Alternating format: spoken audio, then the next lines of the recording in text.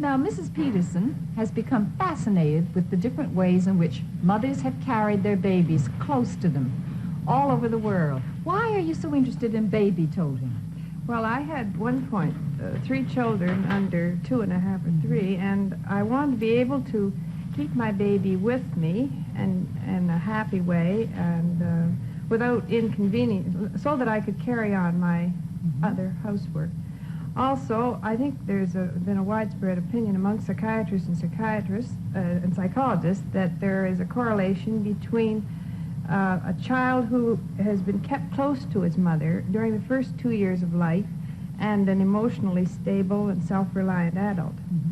Well, then, would you say that as long as the baby is awake, not asleep, that it's best to keep it with you or close to your body in some way if you're doing the housework, doing the shopping, or making a phone call or so forth? That's right. Don't separate the baby from you. You think that modern mothers are inclined to park them in a pen or a crib? Well, I don't think they have to be actually carried, but close to the mother or adult, in adult company, shall we say a sociable climate. I think the baby does benefit a great deal.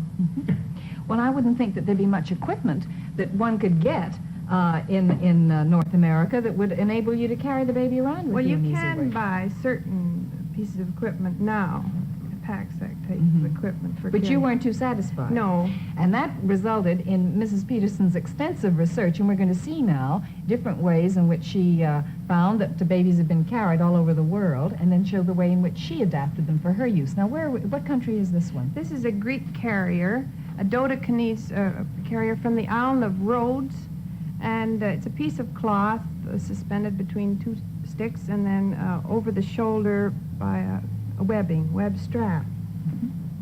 Now, here is Mrs. Peterson's own. This is my own carrier. Was made from a piece of chicken wire suspended by webbing. This is the actual carrier.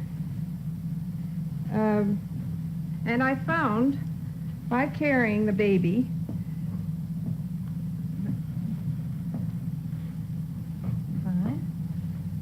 that the up and down motion put the baby to sleep. Yes, because the baby moves with your step. So that when you got home and the baby was asleep, you could hang it up. That's right. Hang it it on the door handle or put it down. Apparently the up and down motion is the most powerful hypnotic. Dr. Knowles from Australia wrote an article about it, and he made an investigation of the subject and said that I think it's 90 times per minute that the baby is carried up and down when it's carried with its mother. And this is the most powerful hypnotic motion, much more so than rocking or swinging. I see. Well, now, I'm sure that shawls have been used as a way of attaching the baby to the mother in many different countries in different ways. And we have a picture here. Now, what country? The first shawl is from Mexico, from the Rebosa. And it's used also in the same manner by the Glasgow mothers. They carry their babies in the same In Scotland? That's right. I don't know what the connection is, but they both carry them Obviously around. found to be practical in many different countries. That's right. Here's this looks like an Senegalese mother carries her baby just in the carrier, and she ties the shawl behind her. You've got to get your baby now. Have to take it out of here. We'll see how it works. There we go. Baby is a little more adapted.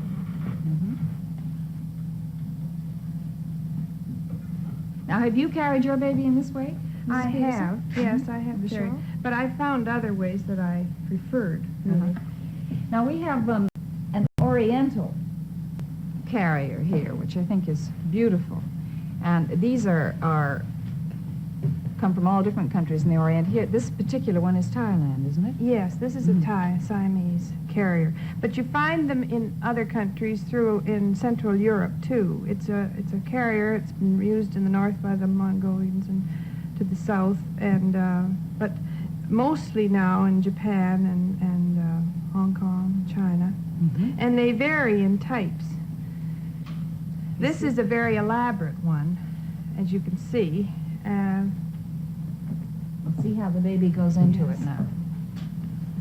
The baby in this one is lashed in, really. But it's just a square piece of cloth with 4 tabs on the end. And the 2 straps are brought over the shoulder. And then the ties are brought together in the front. Something like,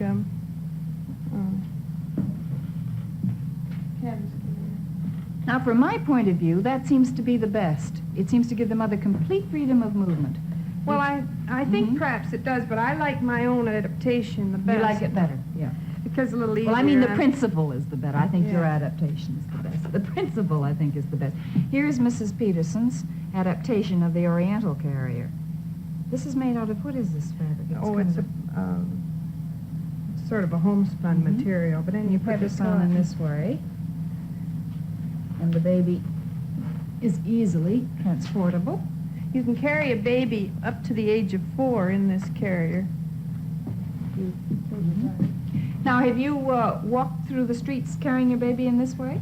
I Using have. that? Yes, I have. Tell me, do people ever question you about it, or have they gotten... Yes, and there are a number of girls that are carrying their babies with them now. Uh-huh. Now we And have... they've made this different types of carriers.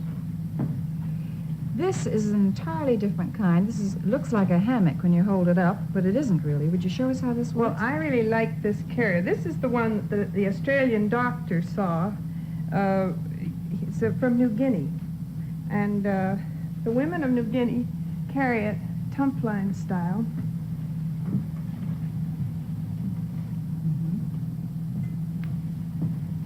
And this is where the baby gets this up and down motion that's so hypnotic. And there's no pressure on the forehead or No. through this area. I through think here. women of New Guinea carry all sorts of heavy loads, pigs and And they're used to heavy having the bundles. weight carried in Yes. this way on their Mhm. heads. And the Fascinating. baby goes up and down, you see, in That this gentle manner. movement. Yes. I think this doctor, Australian doctor, has worked out a machine that will put adults up and down in this motion to produce the proper and induce sleep. Now we have a reclining cradle, and it was designed by Mrs. Peterson, but here is the inspiration of your design. What Well, country does this cradle come This from? is an Indian cradle, a hoopa cradle from Northern California. Now, when the baby is small, the baby is lashed into the cradle in the normal fashion, Mhm. that is swaddled in, as seen in the lower picture. But then later on, the baby is allowed to sits up in the cradle, Mhm. just similar to in this fashion. Also, the Ostiaks of Central Russia in about 1850 used a leather piece of leather that they swaddle their babies to in a reclining position. They always keep their babies close in a group. Now, this cradle is handy because it keeps the baby in a sitting position, and many babies who have feeding problems are able to sleep better in this position. In fact, that was the reason we made them in the first It's better place. for digestion, is it? Yes, this position? pediatricians recommended it for and then also it's easier for feeding, it's good Mhm. for travel, and the baby can see what's going on around. I think many fathers have told me that they really never enjoyed their child until they had a sitter, a reclining type of chair, because they were able to see the child and yet wouldn't be... Mhm. And the There child wasn't a can lot of still panic. sleep in this position. Baby is it much isn't- happier. Uh-huh. This one is made by the Ontario Hospital on London as a patient project, and the Service League sell it for hospital. And this, of course, was Mrs. Peterson's own design. Let's just see how it's been made. It's a light kind of plywood, isn't it? Yes, 'Cause and it's easy to made pick about up. 10 years. About 10 years ago this was Mhm. made. And this is a cushion, which is comfortable at a certain angle, well padded, and covered with a waterproof fabric. It's Re- ingenious. Recliners have been used really for a long time, and other peoples, and I think we should consider that the cradle boards of the Indians, you see, kept the child really, even others beyond the Shasta. Of course, it's the same principle, isn't it? Yes. But it's interesting, I think, that you say that a baby up until 2-3 years old should not really ever feel isolated from its mother. That it is important to be able to feel part of what's going on around it, either sitting up and being able to see, or next to its mother. The bodily contact, you say, is Yes. a healthy and a good And the thing. social contact is very important. Being with other children. The man, Dr. Harry Harlow, who did all the experimenting and said that mothers weren't necessary at one point, and said that just all you needed was a heated piece of padded chickenware. But he's now gone back to saying that it did produce neurotic monkeys and possibly neurotic adults, so that mothers are rather necessary. Mothers are rather necessary, hence Mother's Day. So hence another opinion about Mother's Day. Thank you very much, Mrs. Peterson.